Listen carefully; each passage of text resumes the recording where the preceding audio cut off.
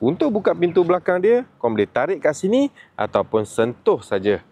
Kereta ni datang dengan 2 power door, kanan dan juga kiri. Dan yang ni design untuk seat bahagian belakang dia datang dengan seat half leather dengan fabric di bahagian tengah dan leather di bahagian tepi. Sistem Isofix, armrest untuk kedua-dua kursi dan leg rest. Untuk naikkan leg rest dia, kau hanya perlu tarik kat sini sahaja. Di bahagian belakang dia ada kontrol aircon untuk aircon row kedua dan row ketiga.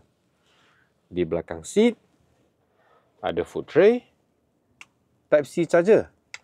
Dekat pintu ada sunshade dan kat tepi ni ada switch untuk buka power door. Ini design untuk seat row ketiga dia.